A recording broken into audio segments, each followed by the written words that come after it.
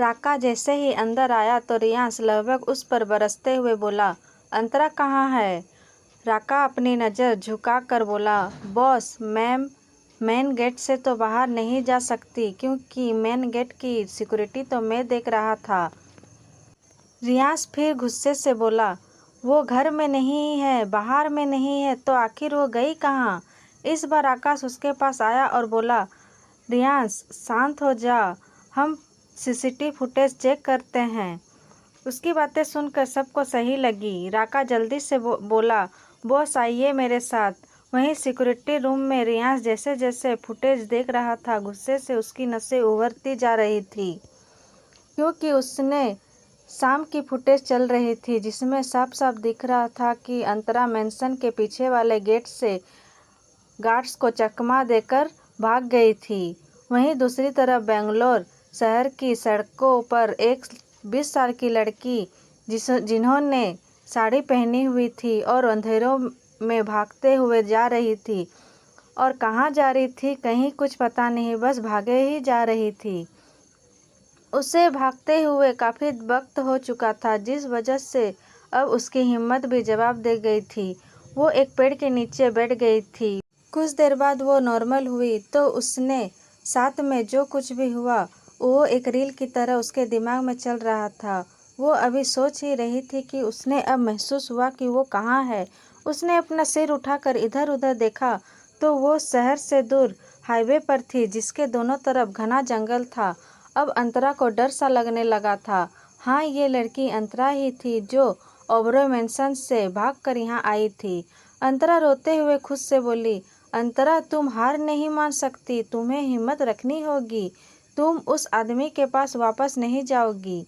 इतना बोलकर वो जैसे ही उठी और वापस चलने लगी कि अचानक बिजली के कड़क की तेज आवाज़ से अंतरा डर कर खुद में ही सिमटने लगी थी कि तभी उसके चेहरे पर कार की हेडलाइट की रोशनी पड़ी तो उसने अपना हाथ अपनी आंखों में रख ली और उंगलियों के बीच से देखने की कोशिश करने लगी। तभी एक बार फिर बिजली कड़की और उसकी रोशनी में अंतरा को रियांश का चेहरा दिखा, जो कार की ड्राइव सीट पर बैठा उसे ही देख रहा था, जिसे देखकर अंतरा खड़े खड़े ही कांप गई। अब वहाँ बारिश होने लगी थी, लेकिन इस बारिश में भी अंतरा को अपना शरीर जलता हुआ महसूस हो रहा था। वो जल्दी से होश में आई और वापस भागने लगी। इधर रियांश ने जब उसे भागते हुए देखा तो वो जल्दी से कार के बाहर आया। वहीं अंतरा कुछ ही कदम पर ही लड़खड़ा कर गिर गई और उनके पैरों में मोच आ गई। रियांश ने जब उसे ऐसे देखा तो अपने हाथ को दोनों पॉकेट में डालकर कार के बोनट से टिक कर खड़ा हो गया और एकटक अंतरा को देखने लगा। जहां रियांश अंतरा को देख रहा था, वहीं अंतरा अपनी डरी सहमी हुई नज़रों से रियांश को देख रही थी। रियांश ने जब अंतरा की तरफ कदम बढ़ाया तो अंतरा ने खुद की हिम्मत बांधी और लड़खड़ाते हुए खड़ी हो गई। उसने चारों तरफ देखा, फिर जंगल की तरफ भागने लगी।